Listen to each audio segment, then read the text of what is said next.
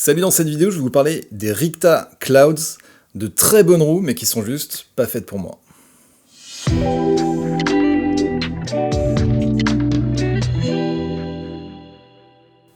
En fait, je vais pas vraiment faire une review sur les Ricta Clouds, ça vous en trouverez plein déjà sur YouTube.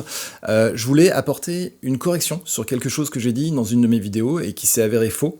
Ça remonte à une des premières vidéos sur cette chaîne, quel skate choisir quand on est lourd, dans laquelle je parle de matériel adapté aux skateurs comme moi qui font plus de 100 kg. Je vous repasse la séquence très courte où je parle du choix des roues.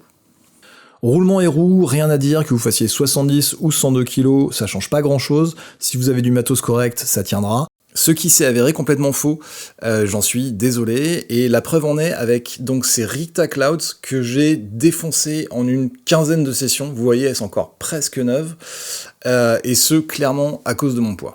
Pour moi il n'y a pas d'autre explication, je les ai skatés comme je skate d'habitude depuis des années. Voilà ce qui est, en fait comme j'ai pas beaucoup de pop, faut dire ce qui est, toutes les figures qui impliquent une rotation, comme les pop Chauvites, les 180, ma rotation est jamais vraiment totalement complète et j'ai tendance à compenser ce qui manque en faisant un petit slide à la replaque.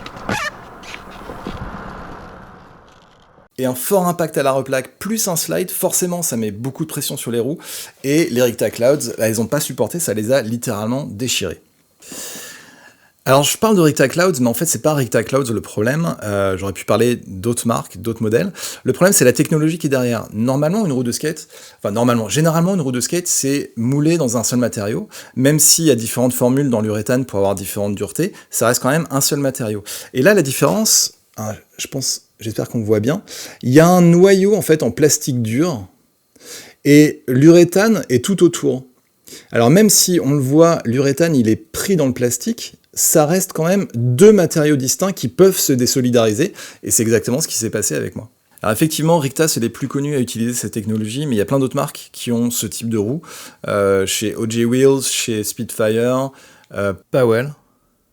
Donc renseignez-vous auprès de votre skate shop, demandez avant d'acheter, ça vous évitera de faire la même erreur que moi. Alors il y a une autre technologie qui existe, qui consiste à avoir un duro différent entre l'extérieur et l'intérieur. Généralement c'est dur à l'extérieur et un peu plus soft à l'intérieur.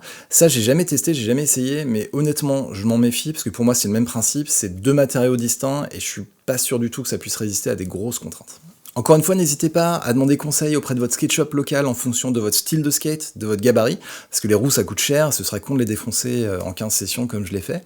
Moi j'ai un skate shop qui est super réglo, je suis retourné les voir, et ils ont contacté V7 qui distribue tout le matos en Europe, et ils m'ont redonné un nouveau set de Ricta Clouds. Alors c'est exactement les mêmes, je vais essayer de pas faire la même bêtise, je vais les monter sur mon setup qui me sert à les cruiser, à les faire un petit peu de courbe, et je vais éviter les parcs, et normalement ça devrait tenir.